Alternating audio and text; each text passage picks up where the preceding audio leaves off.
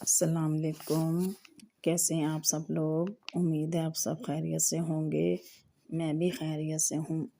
Urdu fiction میں novel دل سے نکلے ہیں جو لفظ، مصنفہ فرت اشتیاق۔ آئیے اس ناول کی 5ویں قسط کی جانب چلتے ہیں۔ یہ مجھے کہاں لے جا رہے ہیں، میرے ساتھ کیا ہونے والا ہے؟ تب خود نہیں جانتا تھا کہ اگر میں اپنے ساتھیوں سے مختلف پیدا کیا گیا ہوں تو اللہ مجھے وہ مختلف ماحول بھی فراہم کر دینے والا ہے جہاں میری بہترین نشو و نما اور تربیت ہوگی۔ لاڑکانہ سے کراچی تک کا سفر میری نئی زندگی کا آغاز تھا۔ کتاب زست کا یہ نیا باب میرے تصور سے بھی مختلف تھی۔ اس نے میری زندگی یکسر بدل کر رکھ دی تھی۔ دوران سفر وہ مجھے اپنے گھر کے افراد سے غائبانہ متعارف کروا چکے تھے، اسی لیے جب میں ان کے ساتھ ان کے عالیشان گھر میں داخل ہوا تو لان میں بیٹھ کر چائے پیتے خوب رو مرد اور حسین عورت کے متعلق یہ جانتا تھا کہ یہ ان کا بیٹا اور بہو ہیں، اور نیلے رنگ کا فراق پہنے، بالوں کی 2 پونیاں بنا کر ان میں نیلے ہی رنگ کے ربن لگائے وہ میری جیسی ہم عمر کی لڑکی، ان کی پوتی، وہ تیز تیز جھولا جھول رہی تھی۔ اپنے دادا کو گاڑی سے اترتا دیکھ کر وہ جھولے سے اتری اور ابا میاں آ گئے کہہ کر بھاگتی ہوئی ہمارے قریب آ گئی تھی۔ السلام علیکم ابا میاں۔ عمر بیٹا، یہ ودیعہ ہے، اور ودیعہ یہ عمر حسن ہے میرا بیٹا، اور اب یہ ہمارے ہی ساتھ رہا کرے گا۔ اس کے سلام کو جواب دینے کے بعد انہوں نے فوراً اس سے میرا تعارف کروایا۔ وہ حیرت سے میری طرف دیکھ رہی تھی، مگر اس نے مزید پوچھا کچھ بھی نہیں تھا۔ جس طرح انہوں نے اپنی پوتی سے میرا تعارف کروایا تھا، اسی طرح بیٹے اور بہو سے بھی کروایا تھا۔ یہ میرا بیٹا ہے اور یہ اب ہمیشہ میرے ساتھ رہے گا۔ ان دونوں نے مجھے دیکھ کر نہ کسی خوشگواری کا اظہار کیا اور نہ ناگواری کا۔ میرا ہونا یا نہ ہونا جیسے ان کے لیے کسی اہمیت کا حامل نہیں تھا، اور اگر انہیں اپنے گھر میں میری آمد پر کسی قسم کی ناگواری محسوس ہوئی بھی تھی تب بھی وہ اعتراض کا حق نہیں رکھتے تھے۔ اس گھر کا سربراہ مجھے اپنے ساتھ یہاں لایا تھا، اور وہ ان کے بیٹے بہو نے میرے سلام کا جواب دینے کے بعد مزید مجھ سے کچھ بات نہ کی تھی، مگر وہ خود ہی انہیں میرے متعلق اچھی اچھی باتیں بتا رہے تھے۔ عمر بڑا ذہین بچہ ہے، بہت سمجھدار، اب یہ یہیں رہے گا، میں اسے کسی اچھے سے اسکول میں داخل کراؤں گا۔ کھانا کھانے کے بعد انہوں نے ملازم سے میرے لیے کمرہ ٹھیک کروایا اور خود لے کر مجھے کمرے میں آ گئے۔ خود کو کبھی غیر یا پرایا مت سمجھنا، میں نے تمہیں بیٹا بنایا ہے تو یہاں کی ہر چیز بالکل اسی طرح تمہاری ہے جیسی میری، کمال، نائلہ اور ودیعہ کی۔ مجھے ایسا لگ رہا تھا جیسے میں کوئی خواب دیکھ رہا ہوں۔ جب آنکھ کھلے گی تو ہر منظر وہی پرانا منظر ہوگا، وہی ٹوٹی پھوٹی خستہ عمارت، وہی جھڑکیاں، وہی گالیاں، وہی لاوارسی، وہی اکیلا پن۔ ان کی اپنائیت کے سانس دلانے کے باوجود میرے لیے انہیں اپنا مان لینا مشکل ثابت ہو رہا تھا، اور اس مشکل سے کہیں زیادہ مشکل اس گھر کو اپنا گھر سمجھنا تھا۔ خود اعتمادی سے محروم، ڈرا سہما، بزدل عمر حسن اس گھر کے مالکوں کو تو کیا، ملازموں تک کو خود سے بالاتر کوئی اور اونچی مخلوق سمجھا کرتا تھا۔ کھانے کی میز پر بیٹھ کر میں چند لقمے لینے سے زیادہ کچھ اس لیے نہیں کھاتا تھا کہ وہ سب کیا سوچیں گے کہ میں کتنا بھوکا اور ندیدہ ہوں۔ مجھے زندگی میں شاید کبھی اچھا کھانا ملا ہی نہیں، وہ سچ یہی تھا، مگر میں سر جھکا کر بیٹھا اپنے سامنے رکھے باؤل میں تھوڑا سا کھانا ڈالتا، یہ دیکھے بغیر کہ یہ کون سی ڈش ہے اور میز پر اس کے علاوہ اور کیا کیا موجود ہے۔ وہ بڑے اصرار اور شفقت سے مختلف ڈشز میرے سامنے رکھتے، مگر میں پھر کسی اور چیز کو ہاتھ بھی نہ لگاتا۔ انہوں نے اپنے ساتھ لے جا کر مجھے ڈھیر سارے کپڑے، جوتے اور ضرورت کا سارا سامان دلوایا تھا۔ مجھے ان سے وہ سب چیزیں لیتے شرم آ رہی تھی، اور وہ عمر بیٹا یہ بھی لے لو، عمر بیٹا وہ بھی لے لو کہہ کر مجھے خریداری کروائے جا رہے تھے۔ انہوں نے اپنے گھر لانے کے اگلے ہی دن اس سے اسکول میں داخلے کے لیے مجھے تیاری کروانی شروع کر دی تھی۔ نیا تعلیمی سال شروع ہونے میں ابھی چند ماہ باقی تھے اور ان چند ماہ میں وہ مجھے اس قابل بنا دینا چاہتے تھے کہ جس اسکول میں وہ چاہتے ہیں وہاں میرا داخلہ ہو سکے۔ وہ لکھنے اور پڑھانے میں اپنا سارا وقت گزارا کرتے تھے۔ ان کے میل ملاقاتی بے شمار تھے۔ دن بھر میں نہ جانے کتنے ہی لوگوں سے ان سے ملنے آیا کرتے تھے۔ ان آنے والوں میں اکثریت اہل قلم ہی کی ہوا کرتی۔ بعض ان کے ہم عصر، ان کے دوست و بعض نو آموز ان سے اپنے کام پر اصلاح لیتے، رائے مانگتے، مشورہ طلب کرتے۔ اردو، انگریزی، روسی اور فارسی ادب پر ان کی تخلیق اور تنقید کا ایک عالم متعارف تھا۔ سو تعریفوں اور ستائشوں کے شوقین بہت سے شعراء اور ادبا اپنی کتابوں کے دیباچے، پیش لفظ اور تبصرے ان سے لکھوانے کو باقاعدہ ان کی خوشامد کرنے آتے۔ بہت سے نامی گرامی مصنفین اپنے مسودے نظرثانی کے لیے ان کے سپرد کر جاتے۔ دن بھر ان کے ملاقاتیوں کی آمد جاری رہا کرتی۔ ان کے وہ تمام ملنے جلنے والے ان کے گھر میں ایک نئے فرد کے اضافے کی بابت استفسار کرتے تو وہ یہ عمر ہے میرا بہت پیارا بیٹا، اتنی قطعیت سے کہتے کہ پوچھنے والا مزید کوئی سوال کرنے کی جرات کر ہی نہ پاتا۔ وہ کہتے تھے کہ تحقیق کرنا اور لکھنا ان کا عشق ہے اور پڑھنا ان کا جنون۔ انہیں اپنے کام سے جنون کی حد تک عشق تھا۔ عشق اور جنون کا یہ سلسلہ صرف انہی تک محدود نہ تھا۔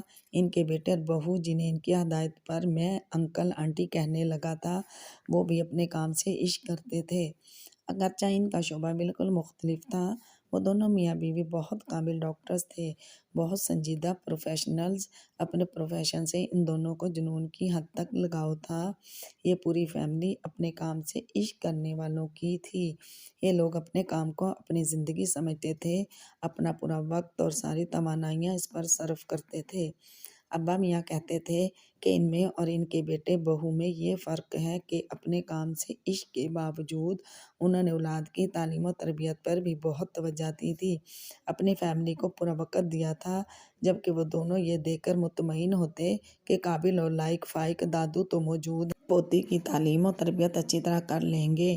سو اپنی بیٹی کو اور گھر کو دیا جانے والا وقت بھی وہ دونوں اپنے کام کو دے دیا کرتے تھے۔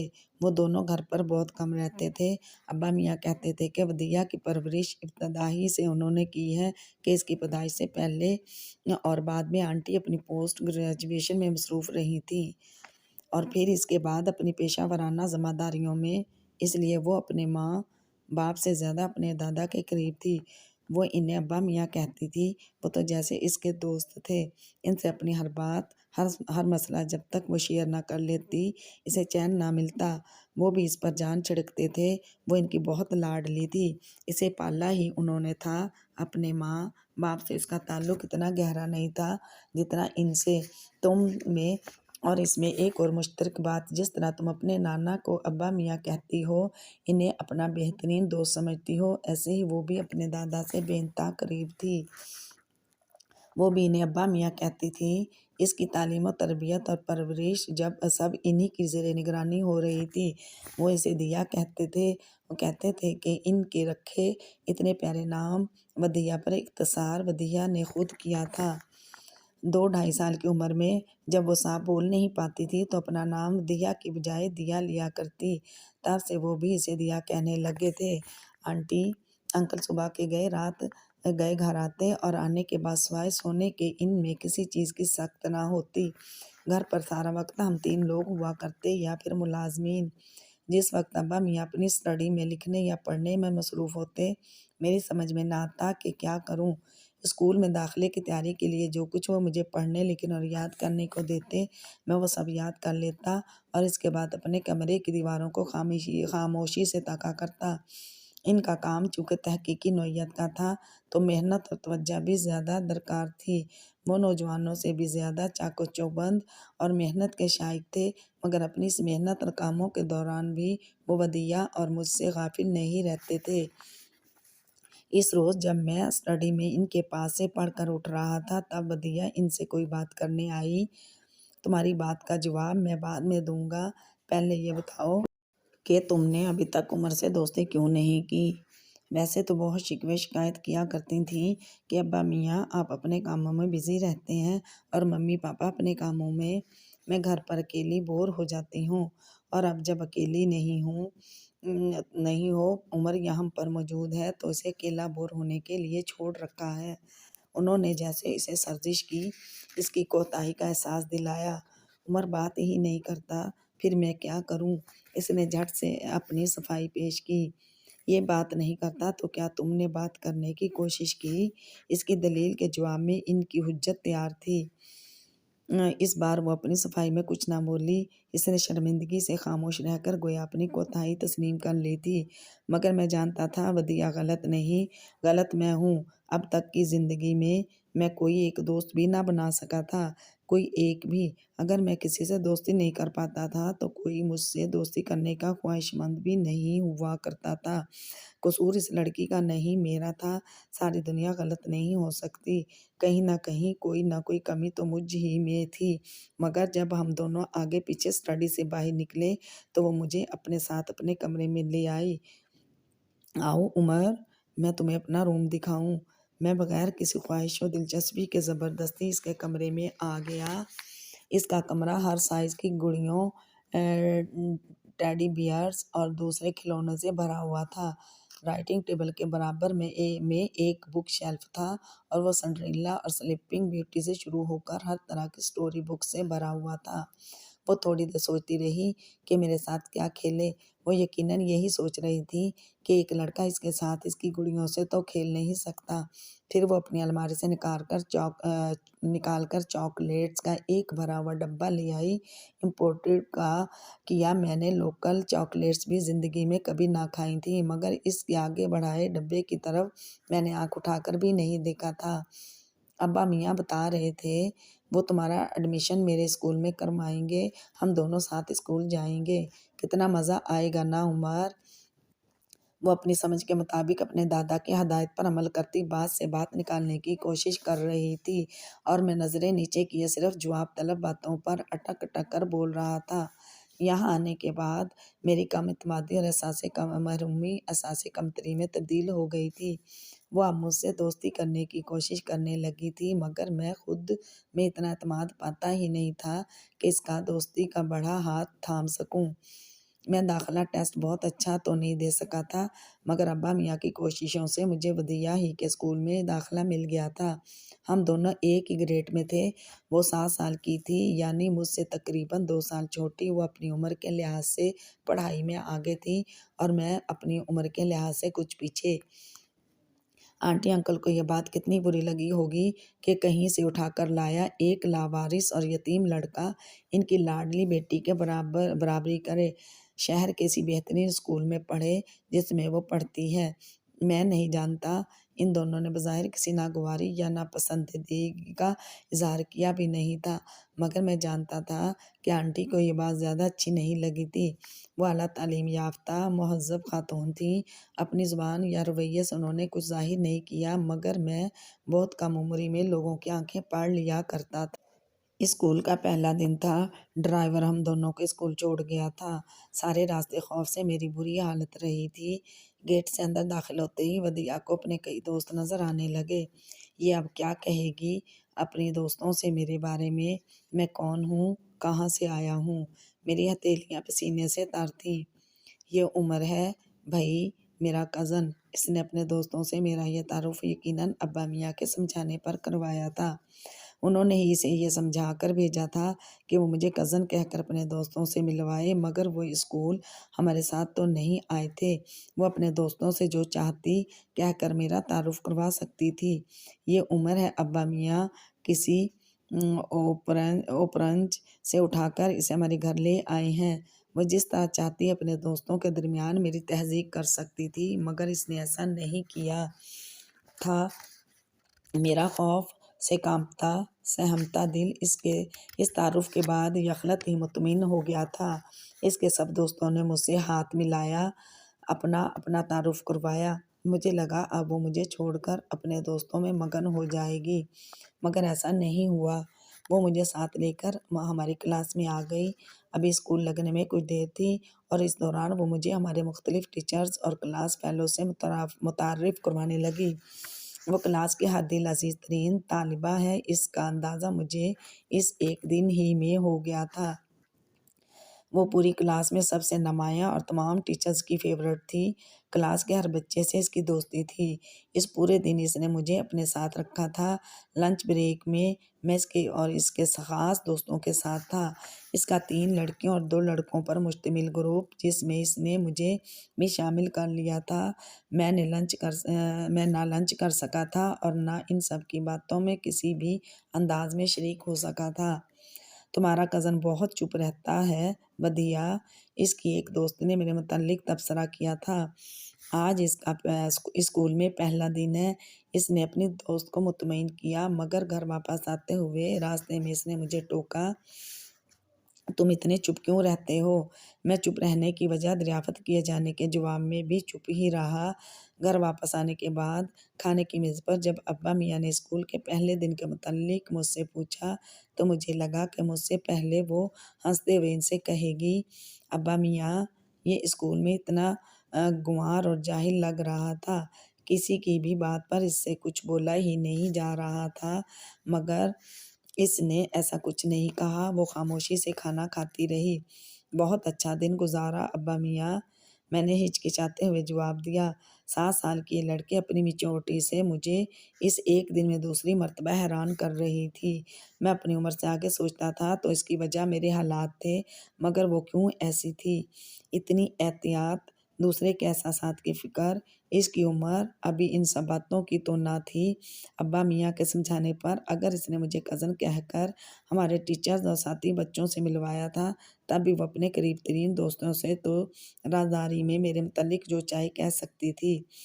ابا میاں کہیں سے اٹھا کر لے آئے ہیں اس کارٹون کو۔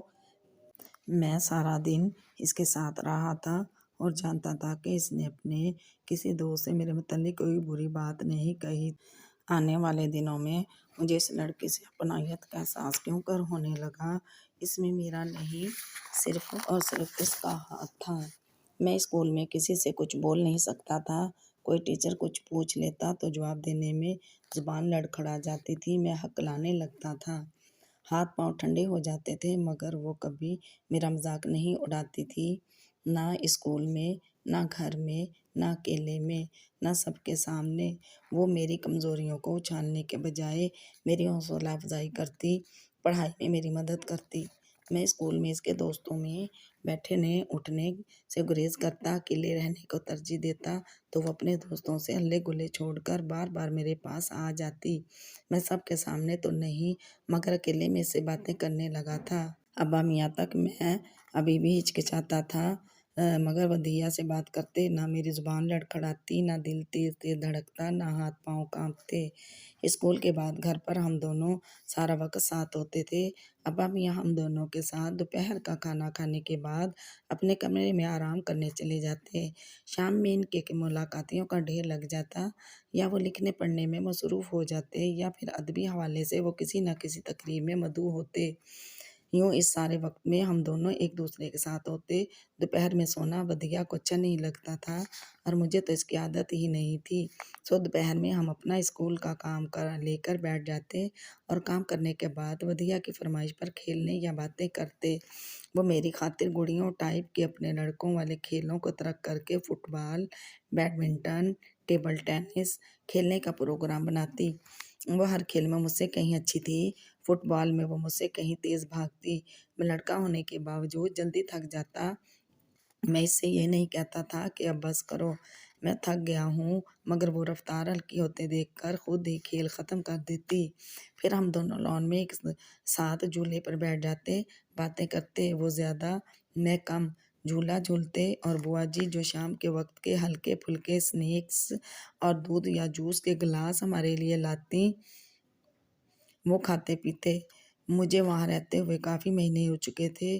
ایک روز اسی طرح ہم دونوں جھولے پر ساتھ بیٹھے تھے جب وہ مجھ سے بولی، پتہ ہے عمر، میں نے ابا میاں سے اپنے لیے بہت ساری سٹوری بکس منگوائی ہیں۔ ابا میاں ان دنوں کسی ادبی کانفرنس میں شرکت کے لیے انگلینڈ گئے ہوئے تھے۔ میرے پاس جتنی بھی بکس ہیں میں نے ساری پڑھ لیں۔ اب بہت بوریت ہو رہی ہے، اللہ کرے ابا میاں جلدی سے آ جائیں۔ ابا میاں کا ادبی ذوق پورا کا پورا ان کی پوتی میں منتقل ہوا تھا۔ وہ اپنی عمر سے مطابقت رکھتی کتابیں تو بڑے ذوق شوق سے پڑھا ہی کرتی تھی، ساتھ ہی بڑوں کی کتابیں بھی پڑھنے کی کوشش کیا کرتی۔ سمجھ میں چاہے کچھ نہ آئے مگر وہ سنڈریلا سنو وائٹ کو ڈسکس کرنے والی عمر میں ان ادیبوں اور کتابوں کے نام کو جانتی تھی جن کے نام ہمارے عمر بچوں نے کبھی بھولے بھٹکے بھی نہ سنے ہوں۔ عمر، تمہیں کوئی کہانی نہیں آتی؟ کہانیوں کی کتابیں اس کے لیے ایسی تھیں جیسے نیند کی گولیاں، کوئی کہانی پڑھے گی تو نیند آئے گی ورنہ نہیں۔ میں بیڈ پر لیٹ چکا تھا جب عدیہ دروازہ کھول کر اندر آئی۔ میں اٹھ کر بیٹھ گیا اور وہ بھی میرے پاس بیٹھ گئی۔ بتاؤ نا عمر، تمہیں کوئی کہانی آتی ہے؟ کہانی؟ مجھے؟ میں حیرت سے اسے دیکھنے لگا۔ ہاں نا، کہانی، کوئی سی بھی کہانی جو تمہیں آتی ہو مجھے سناؤ پلیز۔ کیسی کہانی؟ میں نے الجھے ہوئے انداز میں اسے دیکھا۔ کوئی سی بھی کہانی سناؤ نا عمر۔ اسے بس ہر حال میں کہانی سننی تھی، چاہے وہ جیسی بھی ہو۔ وہ خود کو میری دوست کہتی ہے، وہ اتنی اچھی ہے، وہ میری کسی بات کا مذاق نہیں اڑاتی۔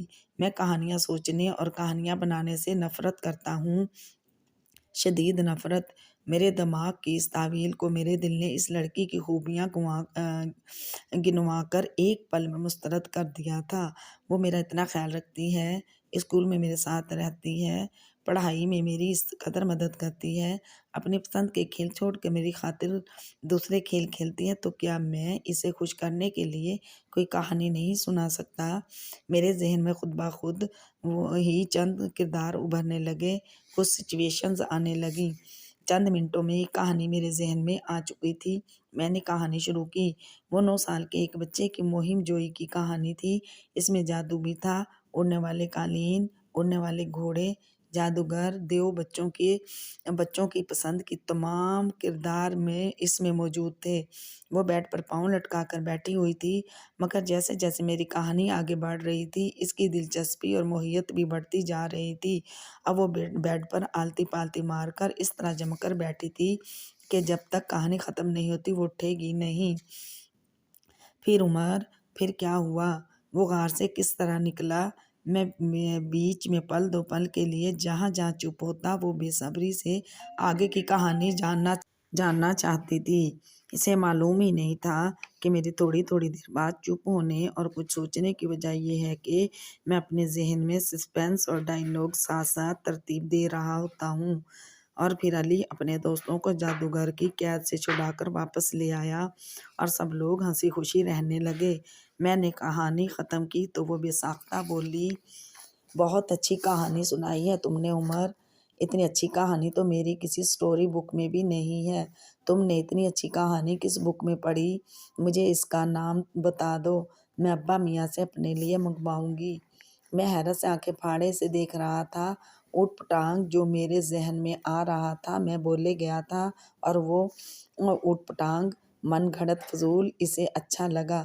اپنی کہانیوں کی ہر کتابوں سے زیادہ اچھا پہلے میرے دل میں آئی کہ اس سے جھوٹ بول دوں کہ کہہ دوں بہت پہلے کسی سے سنی تھی، مگر پھر وہ لڑکی جو فخریہ مجھے اپنا دوست اور کزن کہہ کر سب سے متعارف کرواتی تھی، اس سے جھوٹ بولنا مجھے اچھا نہ لگا۔ میرے سچ بولنے پر اب آنکھیں پھاڑنے کی باری اس کی تھی۔ یہ تم نے کہیں نہیں پڑھی، خود بنائی ہے، ابھی میرے ساتھ بیٹھ کر؟ نہیں، واقعی تم مذاق کر رہے ہو؟ وہ حیرت سے کنگ مجھے دیکھ رہی تھی۔ اس حیرت میں مجھے تعریف، ستائش اور پسندیدگی واضح نظر آ رہی تھی۔ ابھی وہ یہ تو نہیں جانتی تھی کہ اچھی لگنے والی کسی چیز کی تعریف کس طرح کی جاتی ہے، مگر اس کی حیرت اور ایکسائٹمنٹ مجھے خود بخود ہی اس کی بے تحاشا پسندیدگی کا پتہ دے رہی تھی۔ تم نے کہانی خود کیسے بنا لی عمر؟ وہ اب جیسے کہانی بنائے جانے کی ترکیب مجھ سے جاننا چاہتی تھی۔ پتہ نہیں، میں نے بے چارگی سے کندھے اچکائے۔ کہانی کیسے بنا کرتی تھی میں خود نہیں جانتا تھا، اسے کیا بتاتا؟ تم اس کے علاوہ اور کہانیاں بھی بنا سکتے ہو۔ ہاں، پھر جب میں کہوں گی تو مجھے کہانی سنایا کرو گے۔ میرے اسباب میں سر ہلانے پر وہ اس طرح خوش ہوئی جیسے میں نے اسے کوئی بہت خاص چیز دینے کا وعدہ کر لیا ہے۔ جو کچھ میں نے اسے اپنے دل سے گھڑ گھڑ کر سنایا، اس میں اچھا کچھ نہیں میں جانتا تھا، لیکن اگر وہ اسے اچھا لگا تھا تو میں ایسی کہانیاں گھڑ گھڑ کر اسے ہر روز سنا سکتا تھا۔ اگلی رات جب میں کمرے میں آیا تو وہ بھی میرے پیچھے پیچھے آ گئی۔ عمر کہانی اس نے بڑے حق سے کہانی سنائے جانے کا مطالبہ کیا۔ ودیا، تمہیں واقعی میری کہانی اچھی لگی تھی؟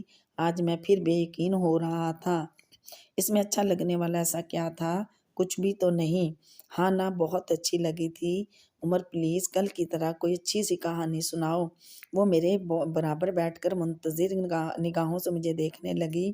اپنی کہانی کے اچھے ہونے یا نہ ہونے کے بارے میں بے یقینی کے باوجود میں آج سارا دن ایک کہانی اور اس کے کردار ذہن میں ترتیب دیتا رہا تھا۔ اگر وہ آج کہانی سننے نہ آتی تو یقیناً میں بہت دکھی ہوتا، بہت ہرٹ ہوتا۔ جب کہانی سوچی ہوئی تھی تو اسے کہنا تو کچھ دشوار نہ تھا۔ کہانی میں اس کی دلچسپی اور انمہا میری خود کی دلچسپی کو بھی کہانی میں بہت بڑھا رہے تھے۔ اسے کہانی سننے میں مزہ آ رہا تھا تو مجھے سنانے میں۔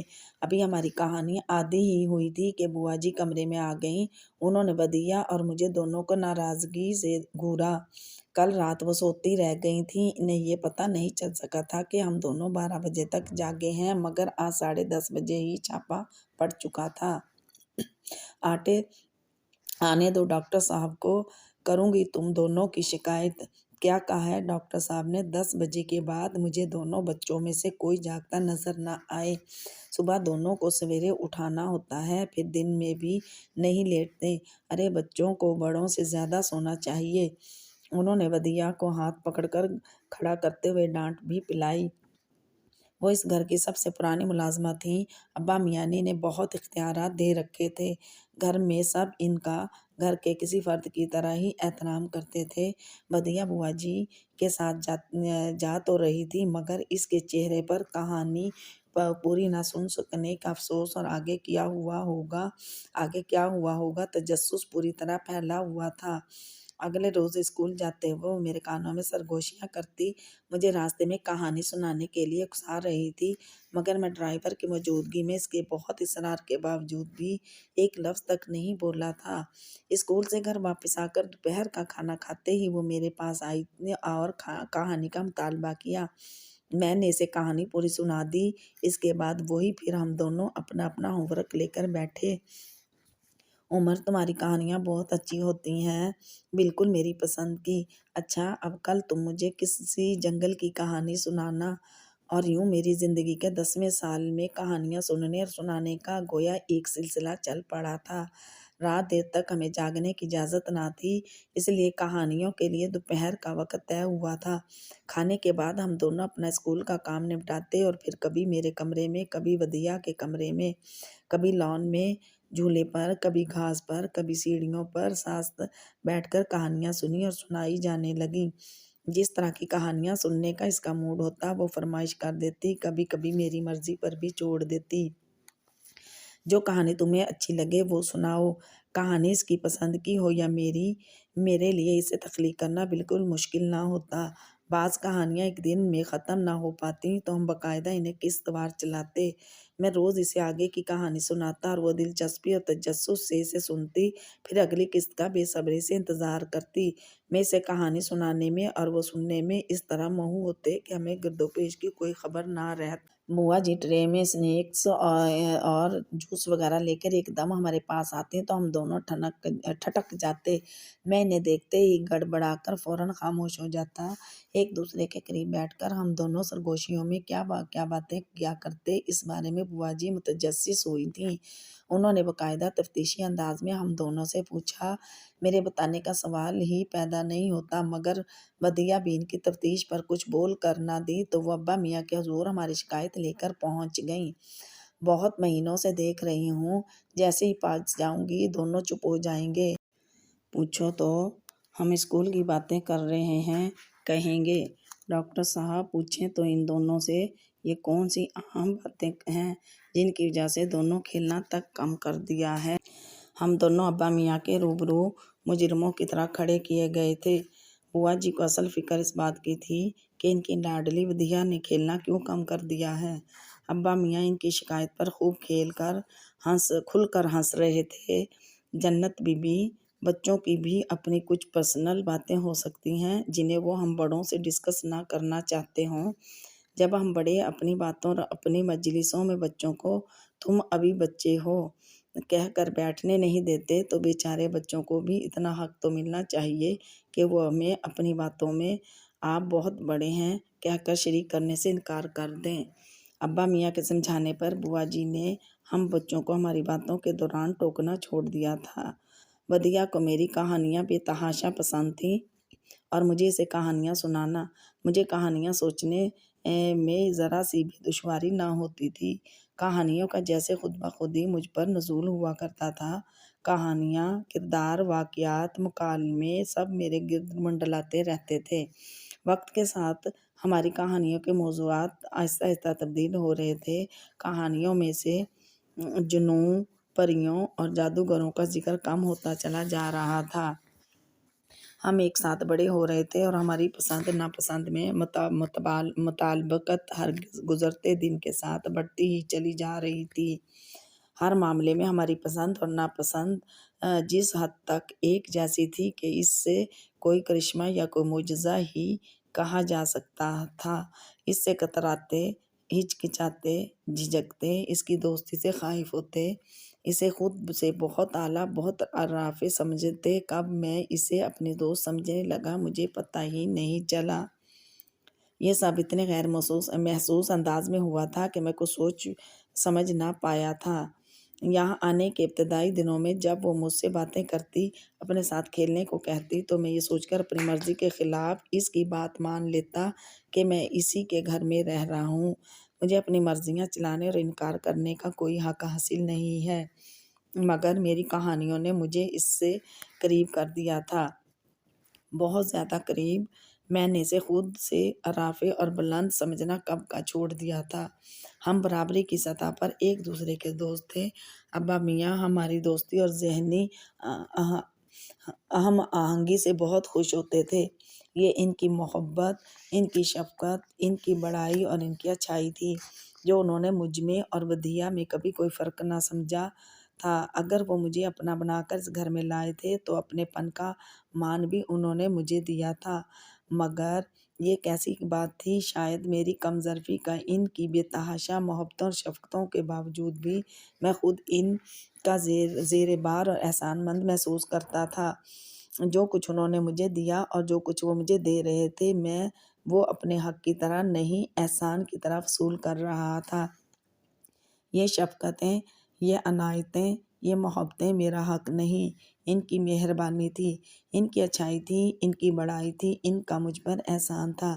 احسان مندی اور ممنونیت کے اس احساس کو میں دل کے بہت اندر کہیں چھپا کر رکھتا تھا کہ کہیں ابا میاں کو اس کی خبر ہو گئی تو انہیں کتنا دکھ ہوگا۔ وہ یہی سوچیں گے کہ ان کی محبت میں ضرور کوئی کمی رہ گئی ہے جو میں ان کی چاہت اور شفقت کو احسان سمجھتا ہوں۔ ابا میاں، ان کا یہ گھر، میرا اسکول، مجھے مہیا ہر آسائش مجھ پر احسان تھا۔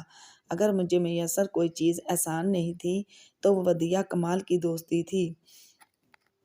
میری تعلیمی کارکردگی اطمینان بخش تھی۔ اگر میں ودیا کی طرح آؤٹ اسٹینڈنگ اسٹوڈنٹ نہیں تھا تو محض ایک اوسط درجے کا طالب علم بھی نہیں۔ میں ہر امتحان اچھے گریڈز کے ساتھ پاس کر رہا تھا۔ اچھے گریڈ حاصل کرنے کے باوجود میں اپنے ٹیچر کی نگاہوں میں کوئی نمایاں حیثیت نہیں رکھتا تھا۔ ہر پیرنٹس میٹنگ میں میرے ٹیچرز ابا میاں سے میرے متعلق یہی شکایت کرتے کہ مجھ میں اعتماد کی شدید کمی ہے، شرمیلا پن اور جھجک ہے۔ میں امتحان میں اچھا رزلٹ لے آتا ہوں مگر کلاس میں کبھی کوئی کارکردگی نہیں دکھاتا۔ انہیں حسرت ہے کہ کبھی ان کے پوچھے کسی سوال کا جواب دینے کے لیے میرا بھی ہاتھ اٹھنے یا کوئی سوال پوچھنے کے لیے اٹھے۔ ابا میاں مجھے پیار سے سمجھاتے، مجھ میں کسی چیز کی کمی نہیں جو میں خود کو دوسروں سے کمتر سمجھوں۔ یہ یقین دلاتے وہ میرا شرمیلا پن اور لوگوں سے بات چیت کرتے وقت ہونے والی جھجک دور کروانے کی بہت کوشش کرتے، مگر میری شخصیت میں جو کمزوریاں تھیں وہ ختم نہ ہو پاتی تھیں، سوائے ودیا کہ میں کسی کے ساتھ اعتماد سے آنکھوں میں آنکھیں ڈال کر بات نہیں کر سکتا تھا۔ جس وقت اس کے ساتھ اکیلا تھا مجھے ایسا لگتا میں ایک بالکل مختلف انسان بن گیا ہوں، پر اعتماد، ہنسمکھ، بذلہ سنج، شوخ، حاضر۔ ابا میاں جو مجھ پر پیسہ خرچ کر رہے ہیں میں اسے برباد نہیں کر رہا، اچھے رزلٹس لا رہا ہوں، میرے اپنے اطمینان کے لیے اتنا کافی ہے۔ مجھے نمایاں ہونے کا، غیر نصابی سرگرمیوں میں حصہ لینے کا نہ تو کوئی شوق ہے اور نہ ہی مجھ میں کوئی صلاحیت ہے۔ ابا میاں کے سمجھانے پر، ٹیچرز کے ٹوکنے پر میں یہی سوچ کر خود کو مطمئن کر لیا کرتا، میوزک، فائن آرٹس، اسپورٹس میں پڑھائی سے ہٹ کر ہونے والی ہر سرگرمی سے دور رہا کرتا تھا، جبکہ ودیا اس معاملے میں مجھ سے بالکل مختلف تھی۔ وہ ہر غیر نصابی سرگرمی میں سب سے آگے تھی۔ پرائمری کلاسز سے لے کر ہم سیکنڈری کلاسز میں آئے تو ودیا بتدریج اسکول کے نمایاں ترین اسٹوڈنٹس میں شامل ہوتی چلی گئی۔ اسکول میں ہر سال ٹاپ اگر ودیا کمال کرتی تھی تو ہر تقریری مقابلے میں اول انعام بھی اسی کو ملا کرتا۔ ٹیبل ٹینس، والی بال اور بیڈمنٹن میں اسے کوئی شکست نہیں دے سکتا تھا۔ کسی ڈرامے میں کوئی مشکل کردار ہے تو اسے ودیا سے اچھا کوئی پرفارم نہیں کر سکتا تھا۔ ٹیچرز تو ٹیچرز، وہ پرنسپل تک کی پسندیدہ تھی۔ ہمارے کلاس فیلوز کے ساتھ ساتھ جونیئرز اور سینئرز میں بھی یکساں مقبول۔ اس کی اس مقبولیت اور ہر دل عزیز ہونے میں اس کی ذہانت اور غیر معمولی نمایاں کارکردگی سے بھی بڑا ہاتھ اس کی خوش اخلاقی، مروت اور خلوص کا تھا۔ وہ ابا میاں کی پوتی تھی، نہ بالکل ان جیسی، انہی کی طرح ہر کسی کے کام آنے والی، سب سے اچھی طرح بات کرنے والی۔ میں نے اسے کبھی کسی کے ساتھ روڈ ہوتے، لڑتے یا بلند آواز سے بولتے سنا ہی نہیں تھا۔ اس کے غصے کی انتہا یہ ہوتی کہ وہ خاموشی اختیار کر لیتی۔ وہ کسی کو برا نہیں کہتی تھی، وہ بروں میں بھی اچھائیاں ڈھونڈا کرتی تھی۔ یہی وجہ تھی کہ اس کی کلاس کے اور اسکول کے ہر اسٹوڈنٹ سے بنتی تھی۔ جیسے جیسے ہم بڑے ہو رہے تھے اس کی تمام خوبیاں اور اچھائیاں بہت نمایاں انداز میں سامنے آنے لگی تھیں۔ کلاس کے نکمے سے نکمے اور بدتمیز سے بدتمیز اسٹوڈنٹ کی مدد کرنے سے بھی وہ نہیں ہچکچاتی تھی، وہ کبھی کسی کی مدد کرنے سے انکار نہیں کرتی تھی۔ کوئی بھی اس کی نوٹ بکس، جرنلز یا اسائنمنٹس مانگتا، وہ یہ سوچے بغیر کہ وہ اس کا اتنی محنت سے کیا ہوا کام نقل کر لے گا، خوشی خوشی سے وہ بس دے دیا کرتی۔ اس کے اسائنمنٹس، اس کی نوٹ بکس اور اس کے جرنلز اس کے پاس کم اور دوسرے کلاس فیلوز کے پاس زیادہ پائے جاتے تھے۔ وہ کسی کی بھی مدد کر کے بعد میں احسان نہیں جتاتی تھی، اس لیے وہ نکمے، نالائق مگر اونچی ناک رکھنے والے اسٹوڈنٹس کی بے انتہا چہیتی تھی۔ میں اس کی اس عادت سے بہت چڑھتا تھا۔ اسکول میں اس سے اس طرح بات نہیں کرتا تھا جس طرح گھر پر، اس لیے جیسے ہی ہم گھر پہنچتے میں اس سے لڑنا شروع ہو جاتا۔ تمہاری یہ حاضر ہوں مدد کو دل و جان سے والی ادا مجھے زہر لگتی ہے۔ کلاس کے سارے ڈفر تمہاری محنت کا فائدہ اٹھاتے ہیں۔ وہ میرے خفا ہونے پر تحمل سے مجھے سمجھاتی، ابا میاں کہتے ہیں دوسروں کو خوشی دو تو بدلے میں خود ہمیں بھی ڈھیر ساری خوشی ملتی ہے۔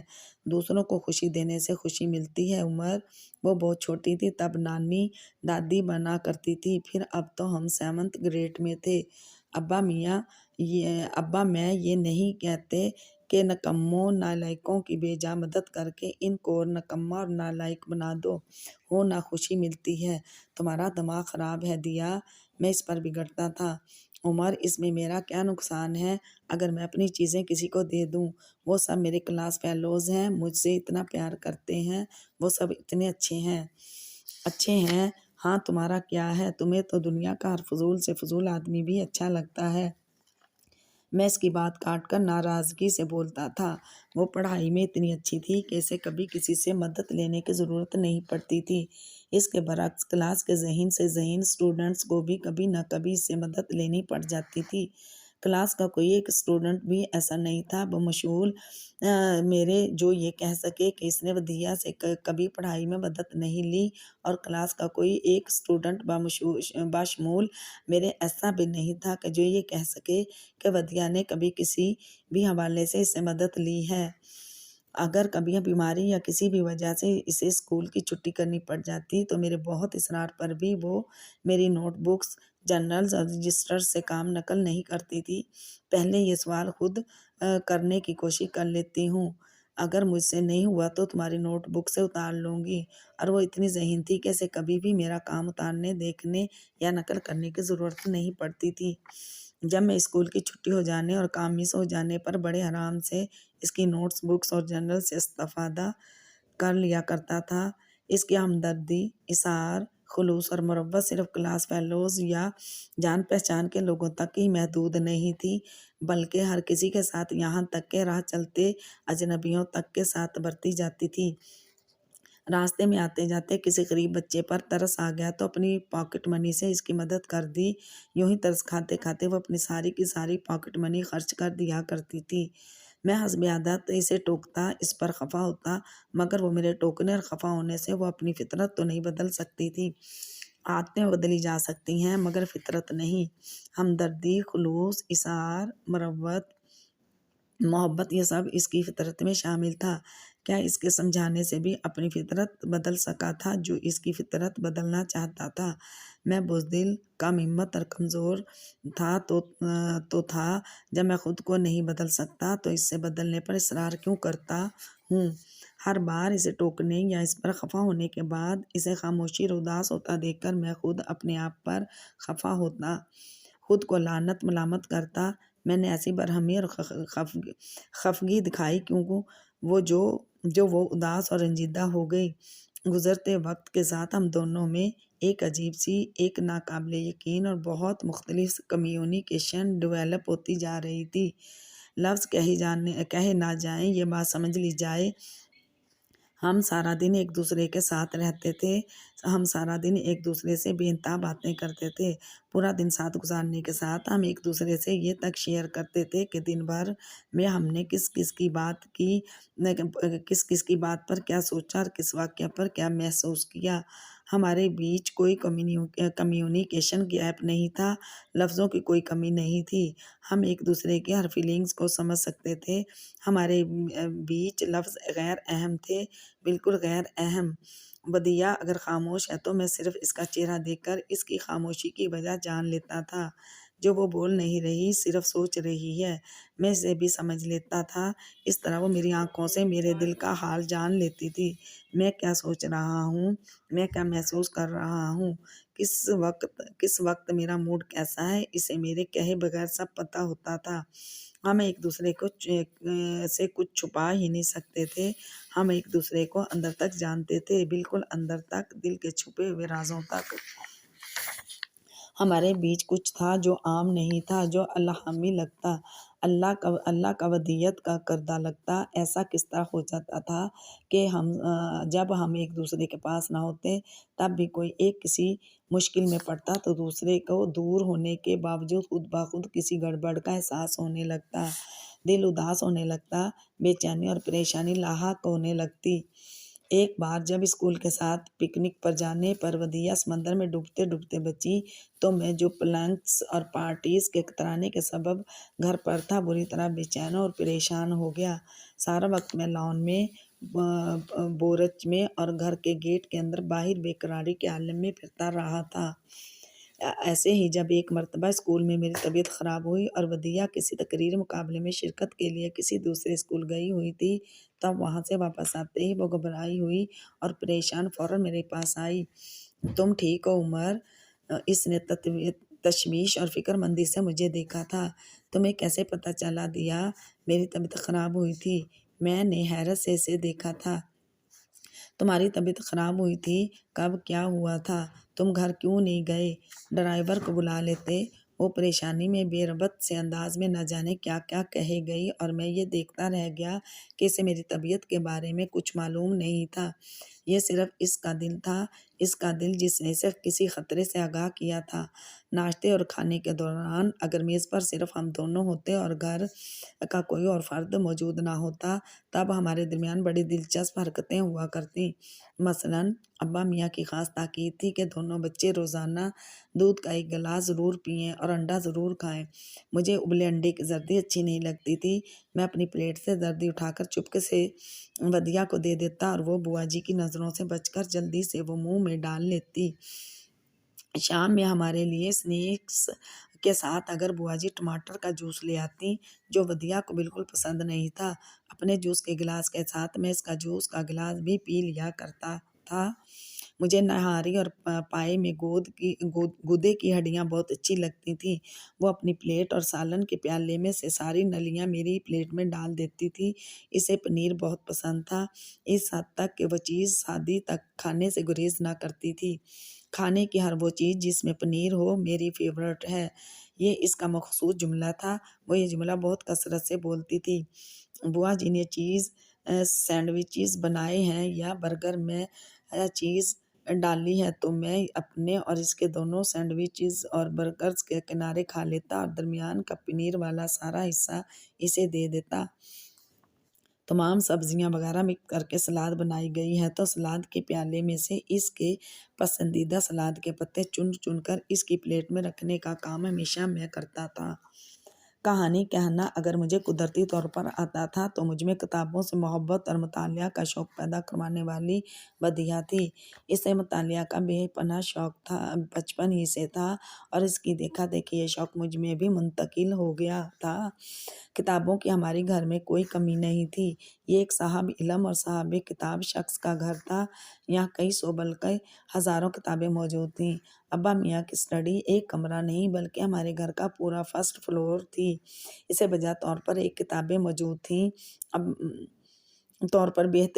اسے بجا طور پر ایک بہترین ذخیرے والی شاندار لائبریری کہا جا سکتا تھا۔ وہاں ہر جا بے شمار موضوعات پر بے شمار کتابیں ہی کتابیں تھیں۔ ودیا وہاں سے اٹھا کر کتابیں لے آتی۔ اسے کتابیں اس ذوق و شوق سے پڑھتا دیکھ کر میں بھی کتابیں پڑھنے لگا تھا۔ کتابیں پڑھنے میں مجھے بھی ودیا کی طرح مزہ آنے لگا تھا۔ کھیل کود میں پہلے ہی مجھے کوئی دلچسپی نہ تھی، دوسرا میرا ودیا کے علاوہ کوئی تھا نہیں ہو سکتا سو کتابیں پڑھنے سے اچھا مشغلہ فارغ وقت کا اور کیا ہو سکتا تھا۔ بہت سا اچھا اردو اور انگریزی کلاسیکی ادب دونوں نے بہت کم عمر میں پڑھ لیا تھا۔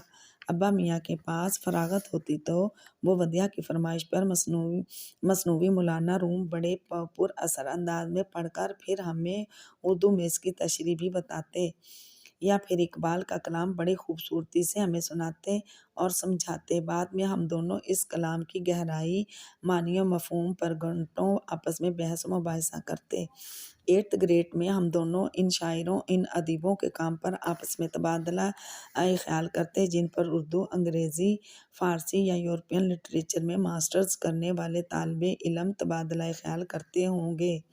میں چونکہ اسکول میں کچھ بولتا نہیں تھا اس لیے میرے بارے میں تو کسی کو کچھ پتہ نہیں تھا، مگر ودیا کے وسیع مطالعے سے تمام ٹیچرز آگاہ تھے۔ 6th گریڈ میں ایک بار اس نے اردو کی لٹریچر کو اقبال کا شعر غلط سنانے پر فوراً ٹوکا تھا۔ پوری کلاس کے سروں کے کئی فٹ اوپر سے وہ فارسی شعر گزر گیا تھا اور ہماری ٹیچرز ایک 9 سال کی بچی کے منہ سے اقبال کا ایک مشکل شعر سن کر ہکا بکا کھڑی رہ گئی تھی۔ 6th گریڈ ہی سے ودیا نے ہمارے اسکول میگزین میں لکھنا بھی شروع کر دیا تھا۔ اس کا سب سے پہلا مضمون بچے آئس کریم کیوں پسند کرتے ہیں کے موضوع پر تھا، اور اپنے اس مضمون میں اس نے دنیا میں سب سے پہلے آئس کریم کس ملک میں بنائی اور کھائی گئی تک کی تاریخ لکھ ڈالی تھی۔ اس کے مضامین ایک بچی کے بچوں ہی کے لیے لکھے جانے والے بچگانہ مضامین ہوا کرتے تھے، مگر بات کہنے کا ڈھنگ، الفاظ کا درست استعمال اور ہر بات کے لکھنے سے پہلے مکمل تحقیق اس کی عمر کے لحاظ سے بے مثال بلکہ ناقابل یقین تھی۔ وہ لکھنے سے پہلے ہر بات کی مکمل تصدیق اور تحقیق یا کتابوں میں ڈھونڈ کر یا پھر ابا میاں سے پوچھ کر کرتی اور پھر اس کے بعد لکھتی۔ ابا میاں اپنا علمی، ادبی اور تحقیقی سارا شوق پوتی میں موجود پا کر خوشی سے پھولے نہ سماتے تھے، جبکہ بوا جی اسے کتابوں میں گم دیکھ کر بولتی، ارے میں کہتی ہوں ڈاکٹر صاحب یہ لڑکی اپنے وزن سے بھی وزنی کتابیں لیے گھومتی ہے، کچھ کریں، باولی ہو جائے گی اتنی سی عمر میں۔ میری پوتی میرا نام روشن کرے گی۔ جنت بی بی، میرا ادبی ذوق و شوق میرے بیٹے میں تو نہیں، البتہ میری پوتی میں ضرور منتقل ہو گیا ہے۔ وہ اسکول میگزین کے لیے متواتر 2-2.5 سالوں سے لکھ رہی تھی اور 8th گریڈ میں آ کر میگزین کے ادارتی ارکان میں بھی شامل ہو گئی تھی۔ بدیہا کی ہر کامیابی مجھے اپنے کامیابی لگتی، تعریفیں اس کی ہوتی، دل میرا خوشی سے جھوم جاتا۔ مطالعہ کی کثرت نے اسے بہت کم عمر میں بہت آگے پہنچا دیا تھا، جبکہ میرے لیے اتنا بے تحاشا پڑھنے کا فائدہ صرف اور صرف یہ تھا کہ بدیہا کو کہانیاں سنانے کا میرا انداز پہلے سے کہیں زیادہ اچھا ہو گیا تھا۔ اس کا میری کہانیوں کو سننے کا ذوق و شوق بالکل پہلے جیسا تھا، اور میرے اسے سنانے کا دوپہر کا جو وقت ہمارا کہانی کا تھا، اس وقت کوئی اور کام نکل آتا تو بدیہا کا موڈ آف ہو جاتا۔ وہ بھی کہانی سنے بغیر رہ ہی نہیں سکتی تھی۔ پہلے سے تعریفیں کرنے کے لیے لفظ نہیں ملا کرتے تھے، اب وہ ہر کہانی سننے کے بعد باقاعدہ بڑی سنجیدگی سے اس پر تبصرہ اور تعریفیں کرتی۔ وہ جو بات 8 سال کی عمر میں کہتی تھی وہی اب بھی۔ عمر کسی کتاب کو پڑھنے میں اتنا مزہ نہیں آتا جتنا تمہاری کہانی سننے میں۔ تمہاری کہانیاں اتنی اچھی ہوتی ہیں، میری سمجھ میں نہیں آتا تمہیں انہیں سوچتے کیسے ہو۔ تم زندگی میں کبھی کسی جنگل میں نہیں گئے، پہاڑوں پر نہیں چڑھے، جزیروں پر نہیں رہے، پھر بھی تم وہاں کا نقشہ ایسا زبردست کھینچتے ہو کہ تمہارے ساتھ میں بھی خود کو اسی جگہ پر پہنچا ہوا محسوس کرنے لگتی ہوں۔ اس کی یہ تعریفیں ہی تو تھیں جو مجھ سے کہانیاں کہلوایا کرتی تھیں۔ اتنے سالوں میں ہر روز سنا کر میں سے کل کتنی کہانیاں سنا چکا تھا، مجھے خود صحیح تعداد یاد نہیں تھی۔ کچھ ایک ہی دن میں ختم ہو جاتی، کچھ 10 یا 15 دن میں، اور کچھ 1 مہینے میں۔ اسے لمبی کہانیاں جو زیادہ دنوں تک چلتی زیادہ پسند آتی تھیں، اور وہ اسکول آتے جاتے بھی کرید کر کہ میں کہانی کا کیا اختتام کروں گا پوچھا کرتی، اور میں کسی بہت بڑے کہانی کار کی طرح تھوڑا اکڑ کر اختتام چھپائے رکھتا۔ بدیہا کی 13ویں سالگرہ پر آنٹی اور انکل دونوں پاکستان میں نہیں تھے۔ انکل تیمور سرجنز کی کسی کانفرنس میں شرکت کرنے نیو یارک گئے ہوئے تھے، اور آنٹی پاکستان کے دیہی علاقوں میں طبی سہولتوں کی فراہمی کے حوالے سے ہونے والے ایک پروگرام کے تحت سندھ اور بلوچستان کے پسماندہ علاقوں کے دورے پر وہ دونوں جاتے وقت وعدہ کر گئے تھے کہ بدیہا کی سالگرہ سے پہلے ہی واپس آ جائیں گے، مگر سالگرہ سے پہلے تو کیا، وہ دونوں سالگرہ کے دن بھی واپس نہیں آئے۔ ابا میاں نے اس کی سالگرہ کا ہر سال کی طرح بھرپور اہتمام کیا تھا۔ میں خود بدیہا سے چھپ کر ان کے ساتھ انتظام و اہتمام میں شریک رہا تھا۔ ہم نے 2 کیکس کا آرڈر کیا، ایک وہ جو بدیہا گھر پر کاٹے گی اور ایک وہ جو اسکول لے کر جائے گی۔ اسکول میں سالگرہ کے دن جو وہ دوستوں کو ٹریٹ دے گی، اس کے لیے لنچ باکسز جن میں پیزا، ڈونٹس، پیٹیز اور سموسے وغیرہ تھے کا آرڈر کیا۔ گھر پر بوا جی نے لنچ کا شاندار اہتمام کرنے کو کہا۔ جب ڈنر تو اس روز ابا میاں نے ہمیں کسی اچھے سے ہوٹل میں کرانا تھا۔ اسے خوش کرنے کے لیے اس روز کا سارا پروگرام اس کی پسند کے مطابق ترتیب دیا گیا تھا، مگر سالگرہ کے دن جب میں صبح اسے وش کرنے اس کے کمرے میں گیا تو اس کا چہرہ دیکھ کر مجھے فوراً اندازہ ہو گیا کہ آج وہ کسی بات سے خوش نہ ہونے والی نہیں۔ اس کی زندگی کے اس اہم ترین دن انکل اور آنٹی کی کمی کوئی مادی شے پوری نہیں کر سکتی تھی۔ اس کے ممی پاپا اسے بے پناہ محبت کرتے تھے، وہ انہیں ان کی جان سے بھی بڑھ کر پیاری ہے، وہ سب جانتی تھی، مگر محبت اظہار چاہتی ہے، جبکہ آنٹی انکل بار بار تو کیا کبھی کبھار بھی اسے شدت سے گلے لگا کر، ماتھے پر بوسہ دے کر، گال چوم کر پیار کا اظہار نہیں کر پاتے تھے۔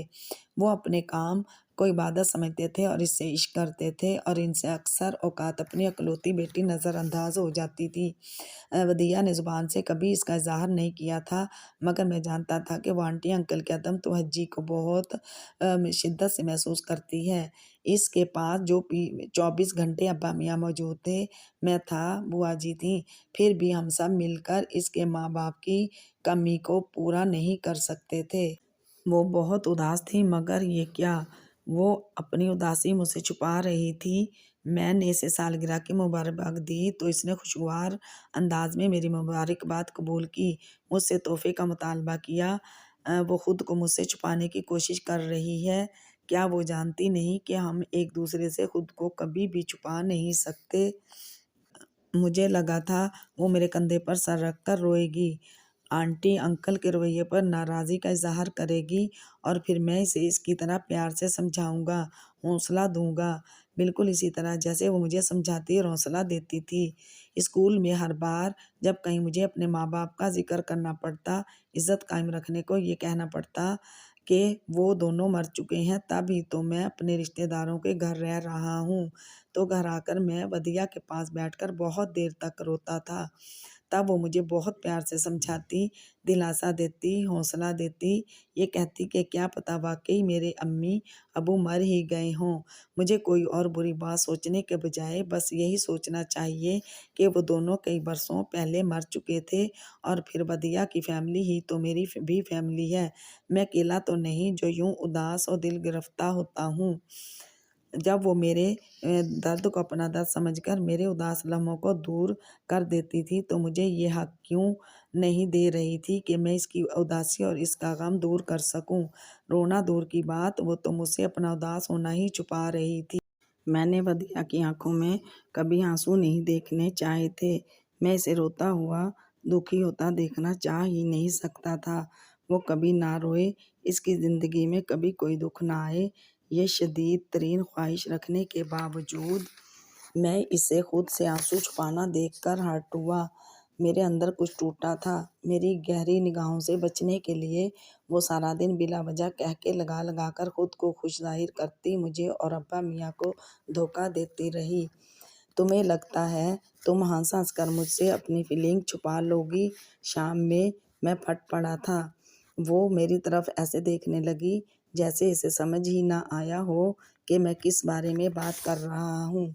तुम आंटी अंकल के ना आने पर उदास हो, उन्होंने तुम्हारी सालगिरह के दिन को अहमियत नहीं दी, ये बात तुम्हारे दिल को बहुत दुखा रही है, लेकिन तुम ज़बरदस्ती हंस हंस कर मुझे बेवकूफ़ बनाओगी। मेरे सामने रोते हुए तुम्हारी इंसल्ट जो होती है, ऐसी बात नहीं है। वो उठकर मेरे पास आ गई। अब्बा मियाँ ने मेरी सालगिरह के लिए इतना एहतमाम किया है, अगर उन्होंने मुझे उदास देख लिया तो इन्हें बहुत दुख होगा। हाँ, मुझे मम्मी पापा के आने का बहुत दुख है। मैं उदास होकर और रोकर तुम लोगों का मूड क्यों ख़राब करूं? तुम्हारे सामने रोने से मेरी कोई इंसल्ट नहीं होती, मगर मेरे रोने से फिर तुम जो उदास हो जाओगे। आज के दिन तुम्हारा गुब्बारे की तरह फूला मुंह नहीं देखना चाहती। इसने बाकायदा अपना मुंह फुलाकर मुझे मेरे मुंह की हालत बताई। गुस्से के बावजूद मैं बेसाख्ता हंस पड़ा था। ठीक तो कह रही है दिया, अगर वो रोई या उदास हुई तो अब्बा मियाँ का दिल कितना बुरा होगा। मैं हर बात को जज्बाती अंदाज में सोचता हूँ। बदिया से शाकी होने पर मुझे खुद अपने आप पर शदीद गुस्सा आया। पता नहीं बदिया मुझ जैसे जज्बाती और अहमक लड़के को बर्दाश्त क्यों करती है। एक रोज़ स्कूल में मेरे साथ काफ़ी सारी बड़ी बड़ी बातें एक साथ हो गई थीं। इन दिनों हम 9th ग्रेड में थे। इस रोज़ इंग्लिश की क्लास में टीचर हमें मर्चेंट ऑफ वीनस पढ़ा चुकने के बाद इसके मतलब सवाल जवाब कर रही थी। मुख्तलिफ स्टूडेंट से सवालात करते करते उन्होंने अचानक ही मुझसे भी एक सवाल कर डाला। ऐसे हर मौका पर जब पूरी क्लास के सामने मुझे बोलना पड़ता, तो जवाब मालूम होने के बावजूद मैं एक जुमले में कई कई बार अटकता था। ज़बान लड़खड़ा जाती, इसमें लुकनियत सी आ जाती। बगैर हकलाए रटके मैं मुंह से एक लफ्ज़ ना निकलता। वो नई टीचर थी, पुराने टीचर्स तो टोक टोक कर और समझा समझा कर मुझे नाकाबिल इस्लाह करार देकर मेरे हाल पर छोड़ चुके थे, जबकि वो नई होने की वजह से अभी किसी भी स्टूडेंट के मुतालिक ज़्यादा कुछ जानती नहीं थी। मेरे घबराने और अटकने का उन्होंने ये मतलब निकाला कि मैंने कुछ भी नहीं समझा है और अब जवाब ना आने की वजह से घबरा रहा हूँ। उन्होंने काफ़ी सख्त अल्फाज में मुझे डांटा, मुझे क्लास का सबसे निकम्मा और नालायक स्टूडेंट करार दिया। सबकी नज़रें मुझ पर थीं और मैं सर झुकाकर खड़ा इनकी डांट खा रहा था। ये अकला तो वदिया का कज़न ही नहीं लगता। पता नहीं इस बोंगे में ऐसी क्या खूबी है जो वदिया इसे हर जगह अपने साथ साथ लिए फिरती है।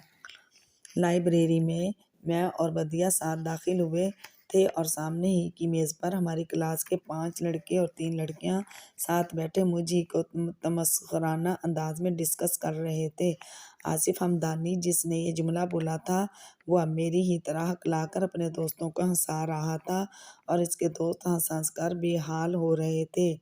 मम मम शश शश शेक्सपियर काफ के इस ड्रामा मम में वदिया मुझे सोचने समझने का मौका दिए बगैर एकदम ही इन साथियों के सर पर पहुंच गई।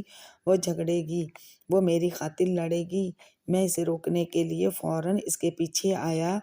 जिसका तुम मजाक उड़ा रही हो वो हर साल इंग्लिश कंपोजिशन, इंग्लिश लिटरेचर और इंग्लिश ग्रामर में सारी क्लास में सबसे ज़्यादा मार्क्स लेता है। मर्चेंट ऑफ वीनस तुमने आज पढ़ा है?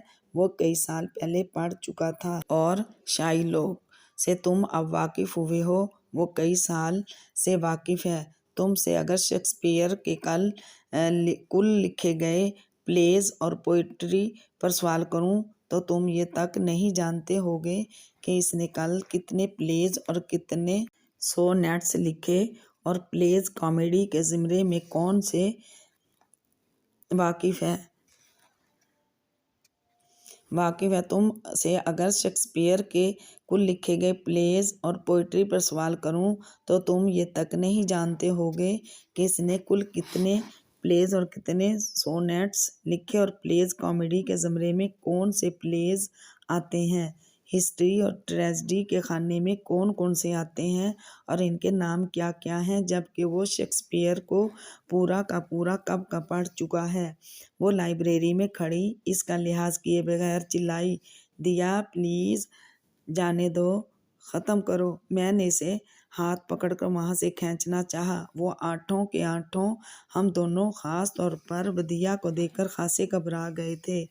और आसिफ हमदानी, उमर हसन, उर्दू और इंग्लिश में बेहतरीन मार्क्स तुम्हारी तरह मेरे नोट्स और असाइनमेंट्स रट कर या चीटिंग करके नहीं, अपनी मेहनत और काबिलियत से लाता है। वदिया सॉरी, हम लोग तो बस यूं ही।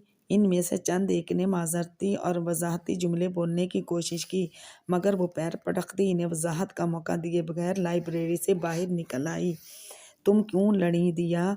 मैं इसके पीछे पीछे आ गया था। वो कभी किसी से लड़ती नहीं थी, कभी किसी पर अपने नोट्स और असाइनमेंट्स देने का एहसान जताती नहीं थी। इसका मेरी खातिर लड़ना मुझे इसलिए बुरा लगा कि बिला वजह वो मेरी वजह से क्लास फेलो से अपने ताल्लुकात बिगाड़ रही थी। मर्जी मेरी, मैं लड़ूं या जो भी करूं। इसका मूड बेइंतहा ख़राब था। जिस तरह इसकी कामयाबियों पर मैं इससे ज़्यादा खुश होता था, इसी तरह मेरी इंसल्ट पर इससे मुझसे ज़्यादा दुख होता और गुस्सा आता था। मैं आज के तमाम वाक़यात पर कितना हर्ट हुआ हूँ। अपनी फीलिंग्स पर तवज्जो देने की मुझे ज़रूरत नहीं थी। मैं बस किसी भी तरह वदिया का गुस्सा ठंडा करना चाहता था। दिया प्लीज़ अपना मुँह ठीक करो ना। वो घर आकर खाना खाने के बजाय अपने कमरे में चली गई थी। अब्बा मियाँ आज कहीं लंच पर मदऊ थे, इसीलिए लंच पर सिर्फ हम ही दोनों थे। वो गुस्से में भरी मुंह फुलाकर बैठी थी। आसिफ हमदानी और इसका ग्रुप आइंदा मुझसे मेरे नोट्स और असाइनमेंट्स मांग कर देखे। दिया, वो लोग गलत तो नहीं कह रहे थे। तुम्हें इसलिए बुरा लग रहा है क्योंकि मैं तुम्हारा दोस्त हूँ, वरना मीम और आसिफ हमदानी सब लोग मेरे बारे में ठीक कह रहे थे। मैंने रसानियत से इसे समझाना चाहा। क्या ठीक कह रहे थे? اتنا انگلش اور اردو لٹریچر تو خود میم نے ابھی تک نہیں پڑھا ہوگا جتنا تم پڑھ چکے ہو۔ وہ سمجھتی ہیں مرچنٹ آف وینس۔ ان سے سن کر تم نے سمجھا ہے۔ اگر میں انہیں اور آصف ہمدانی کو یہ بتا دوں کہ تم کتنا کچھ پڑھ چکے ہو تو وہ… دیا کیوں اپنا خون جلا رہی ہو؟ میم غلط نہیں تھیں، آصف بھی غلط نہیں تھا۔ وہ لوگ ٹھیک کہتے ہیں، میں ڈفر ہوں، کتابیں پڑھ لینے سے کچھ نہیں ہوتا۔ اور جو تم اتنی اچھی کہانیاں سناتے ہو وہ… اس نے مجھے گھورا۔ ان لوگوں کو کہانیوں کا کیا پتہ، اور ویسے بھی وہ کہانیاں بھی کوئی خاص نہیں ہوتیں۔ اور پلیز اب تم اپنا موڈ ٹھیک کر لو۔ بوا جی نے اتنے مزے کا کھانا پکایا ہوا ہے، چلو نا، بھوک لگ رہی ہے۔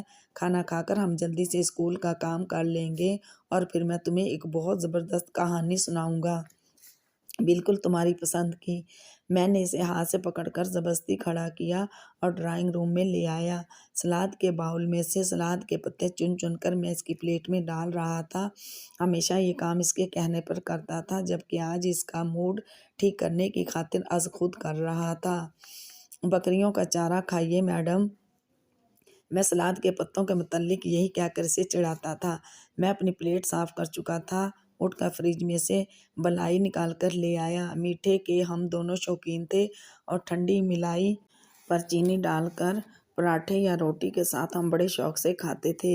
ایک ہی پلیٹ میں ساتھ مل کر ٹھنڈی ملائی کھانے کے بعد اس کا موڈ بہتر ہو چکا تھا۔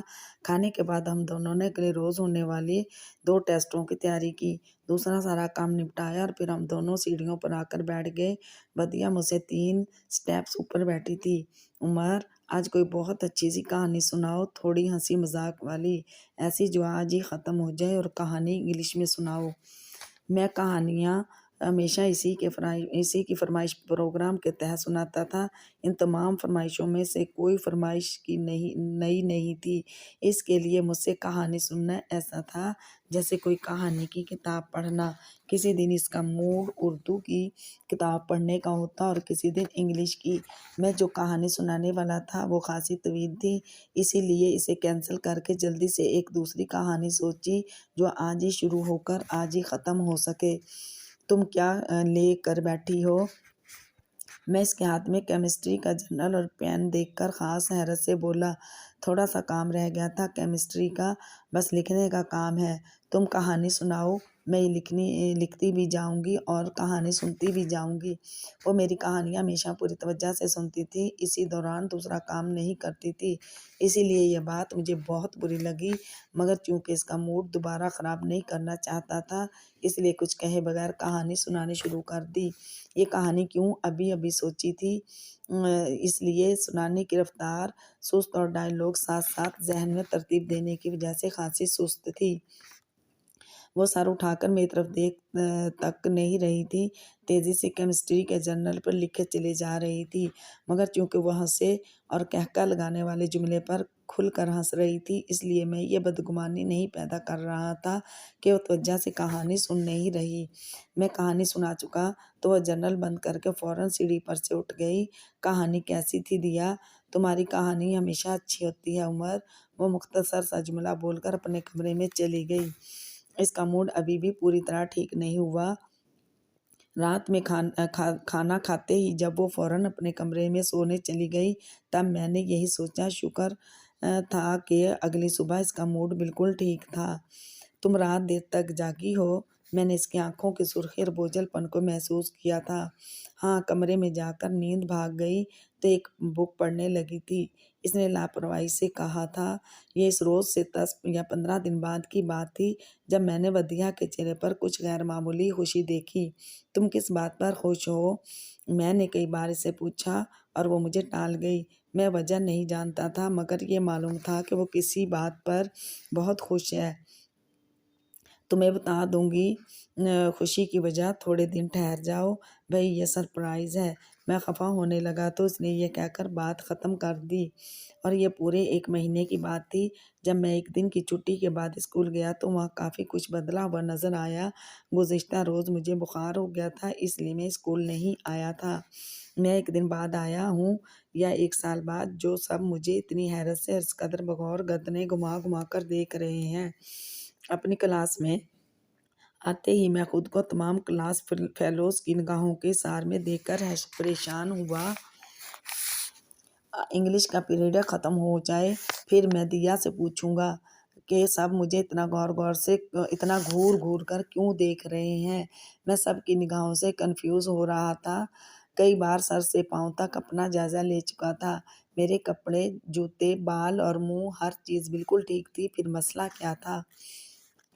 इंग्लिश की टीचर मैं आई तो उन्होंने इंग्लिश की टीचर क्लास में आई तो उन्होंने मेरे तमाम क्लास फेलो से भी ज़्यादा गौर से मुझे देखा। तुम्हारी कहानी बहुत ज़बरदस्त है उमर। बज़ाहिर लगता नहीं कि तुम इस तरह की कोई क्रिएटिव काम भी कर सकते हो। उन्होंने मुझे मुखातिब किया। कहानी? मैं हुनोक निगाहों से इन्हें देख रहा था। दिया, ये अभी मैम क्या कह रही थी और सारे क्लास फेलोज मुझे इतना घूर घूर कर क्यों देख रहे हैं? पीरियड ख़त्म होते ही मैं बदिया के पास आया। वो जवाब में कुछ कहे बगैर मुस्कुराई और फिर अपने बैग से कुछ निकालने लगी। ये देख लो, तुम्हें सबके घूरने की वजह समझ में आ जाएगी। वो हमारा स्कूल मैगज़ीन का ताज़ा शुमारा था। मैगज़ीन खोलकर इसने फहरिस्त वाला पहला सफ़ा खोला और एक जगह उंगली रखी। कलर्स ऑफ लाइफ नाम की कहानी के आगे उमर हसन लिखा हुआ था। मैंने एकदम ही मैगज़ीन इसके हाथ से झपटा और फहरिस्त में दिया। सफ़ा नंबर देकर मतलूबा जगह पहुंचा। पहली सत्र पर नज़र पड़ते ही मैं पूरा का पूरा हिल गया। वो मेरी कहानी थी। मेरी कहानी जो इस शाम मैंने दिया को सुनाई थी। थोड़ा सा काम रह गया था केमिस्ट्री का। तुम कहानी सुनाओ, मैं लिखती भी जाऊंगी और कहानी सुनती भी जाऊंगी। मैंने बेयकीनी से वदिया को देखा। जिंदगी में कभी ऐसा नहीं हुआ था जब मुझे वदिया पर गुस्सा आया हो। मैं इस पर चिल्लाया हूँ, इससे लड़ा हूँ, मगर इस पर मेरा दिल चाहा मैं इसके मुंह पर खींच कर एक थप्पड़ मार दूँ। इसने मुझे धोखा दिया। मैं इस पर अंधा भरोसा करता हूँ, अपना हर एहसास इसे शेयर करता हूँ और वो मेरे एहसासात का तमाशा बनवा रही है। मैं इसे क्या सुनाता हूँ ये किसी और को कभी मालूम नहीं होना चाहिए, अब्बा मियाँ तक को नहीं। हमारे बीच एक अनकहा और अनलिखा माहदा था, फिर इसने इसे तोड़ा क्यों? मैं मज़ीद एक पल भी इसके पास ठहरना तो अपना ज़ब्त खो बैठता, न जाने सारी क्लास के सामने से क्या कह देता। इसलिए मैगज़ीन इसकी डेस्क पर फेंक कर मैं फ़ौरन वहाँ से हट गया। गम और गुस्से में पागल सा हो गया। मैं क्लास से बाहर निकल आया। उमर, मेरी बात सुनो प्लीज़। वो मेरे पीछे आ रही थी। ओ उमर, तुम हमारे मैगज़ीन की इंचार्ज मैडम सलमा जो सामने से आ रही थी, मुझे मुखातिब किया। वो किसी क्लास से बाहर निकली थी। भाई, बहुत अच्छा लिखते हो तुम उमर। अगर ये तुम्हारी पहली तहरीर है तो मैं वाकई बहुत हैरान हूँ और हैरत तो मुझे तुम्हारी मैच्योरिटी पर भी है। इसमें ये पुख्तगी और रवानी तुम्हारे कई जुमलों पर तो मैं बाकायदा हैरत से दंग रह गई थी। यकीन ही नहीं आ रहा था कि तुम्हारी एज का कोई लड़का इतना मैच्योर अंदाज में तहरीर लिख सकता है। ज़बरदस्त भाई, ज़बरदस्त। Keep it up young boy. मैं इस तारीफ पर खुश नहीं बल्कि मज़ीद गुस्से में आ गया था। मेरे बराबर में खड़ी वदिया कुछ डर कर और कुछ आस से मेरी तरफ यूँ देख रही थी कि शायद इस तारीफ पर मेरा गुस्सा ठंडा हो जाए। उमर, प्लीज़ मुझसे नाराज़ मत हो। इस रोज़ जब अंबर मैम, आसिफ हमदानी और इसके ग्रुप ने तुम्हारे बारे में बुरे कमेंट्स दिए तो मुझे बहुत गुस्सा आया था। मेरा दिल चाहा था कि मैं इन्हें और सारी दुनिया को ये बताऊं कि तुम कितने जीनियस हो, कितने एक्स्ट्रा ऑर्डिनरी हो, कितने ज़्यादा टैलेंटेड हो। इसलिए तुमने मुझे बताए बगैर, मेरी इजाज़त लिए बगैर मेरी कहानी लिखकर मैगज़ीन में दे दी। मैं इसकी बात काट कर चिल्लाया। हम दोनों स्कूल से घर आ चुके थे और अब पोर्च ही में खड़े ये झगड़ा हो रहा था। मेरी कहानियाँ सिर्फ तुम्हारे लिए थीं, सिर्फ तुम्हारे लिए। वो किसी और के लिए हरगिज़ हरगिज़ नहीं थी। तुम्हें यह किसने दिया था बदिया? कमाल कि तुम मुझे जीनियस और एक्स्ट्रा ڈینیٹری ثابت کرو۔ میں نے تو نہیں دیا۔ نہیں ہے شوق مجھے لوگوں پر اپنی قابلیت ثابت کرنے کا، نہیں ہے شوق مجھے لوگوں کو اپنی صلاحیتیں دکھانے کا۔ تم نے میرا بھروسہ توڑا ہے ودیا، میں اب کبھی تمہیں کوئی کہانی نہیں سناؤں گا، میں اب کبھی تم پر اعتبار نہیں کروں گا، تم اس قابل ہی نہیں ہو کہ تم پر اعتبار کیا جائے۔ میرے الفاظ اسے کتنی تکلیف پہنچا رہے ہیں اس کی پرواہ کیے بنا میں بولے چلا گیا۔ اس کی آنکھیں آنسوؤں سے بھر گئی تھیں۔ میں اسے وہیں کھڑا چھوڑ کر سیدھا اپنے کمرے میں آ گیا۔ یونیفارم اور جوتے اتارے بغیر میں بیڈ پر اوندا لیٹ گیا تھا۔ وہ اس وقت اپنے کمرے میں رو رہی ہے، بے تحاشا رو رہی ہے۔ کوئی اور اسے رلائے، میں یہ برداشت نہیں کر سکتا تو خود کس طرح رلا سکتا ہوں۔ میں ایک دم ہی بیڈ سے اٹھا اور سیدھا اس کے کمرے تک پہنچا۔ میرے ناک کرنے پر اس نے 2-3 سیکنڈ کی دیر لگا کر دروازہ کھولا۔ جس طرح اپنے کمرے میں لیٹے میں اس کا رونا جانتا تھا، اسی طرح یہ بھی کہ اس نے دستک سن کر جلدی جلدی اپنے آنسو صاف کیے ہیں اور یہ 2-3 سیکنڈ اسی لیے لگے ہیں۔ اس نے حیرت سے مجھے دیکھا۔ اسے جیسے امید نہیں تھی کہ اتنے چیخنے اور اس قدر لڑنے اور غصہ کرنے کے بعد اس کے پاس آ بھی سکتا ہوں۔ آئی ایم سوری دیا، میں نے تم پر اتنا غصہ کیا، مجھے اس طرح سے چلانا نہیں چاہیے تھا۔ میں اس کے کمرے کے اندر آ چکا تھا، لیکن تم اب کبھی مجھ پر اعتبار نہیں کرو گے، کبھی مجھے کوئی کہانی نہیں سناؤ گے۔ اس نے میرے ہی الفاظ سوالیہ لہجے میں دہرائے۔ اس کی آنکھوں میں پھر سے آنسو جھلملانے لگے تھے، یوں جیسے اگر میں نے ان سوالوں میں سے کسی ایک کا بھی اس بات میں جواب دے دیا تو وہ پھوٹ پھوٹ کر رو پڑے گی۔ کروں گا، ہمیشہ تم پر اعتبار کروں گا، اور میری کہانیاں تو تھیں ہی صرف تمہارے لیے، تب ہی تو مجھے غصہ آیا تھا۔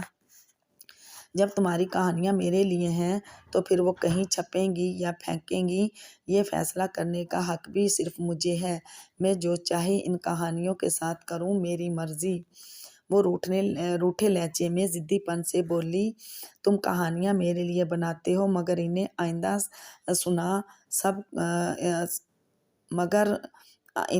سنا سب کریں گے عمر حسن۔ لیکن دیا، کوئی لیکن نہیں، اس کی آواز بھرائی ہوئی تھی۔ کوئی تمہیں برا سمجھے، تمہاری برائی کرے تو میرا دل چاہتا ہے اس کا منہ نوچ لوں۔ ٹھیک ہے، تم آصف ہمدانی کی طرح سپورٹس میں اچھے نہیں ہو، اس کی طرح کلاس میں ہر وقت بک بک کر کے خود کو نمایاں بھی نہیں کر سکتے، مگر عمر، ابا میاں کہتے ہیں ہر آدمی ہر کام نہیں کر سکتا۔ جو تم کر سکتے ہو وہ ہماری پوری کلاس میں تو کیا، پورے اسکول میں کوئی نہیں کر سکتا۔ آصف سے اگر میں کہوں کہ مجھے ایک کہانی لکھ دو تو کیا وہ لکھ پائے گا؟ وہ چند سطریں بھی نہیں لکھ سکے گا۔ میں اب کچھ بھی کہہ ہی نہیں سکتا۔ وہ پہلی بار ضدی لہجے میں مجھ سے کچھ منوانا چاہتی تھی، اور ودیا کمال کو نہ کہنا مجھے آتا نہیں تھا۔ وہ اب مجھے یہ بتا رہی تھی کہ کہانی مجھ سے سننے اور اسے ساتھ ساتھ تیز رفتاری سے لکھنے کے بعد اس نے اس رات کافی دیر تک جاگ کر میری کہانی کو فیئر کیا تھا۔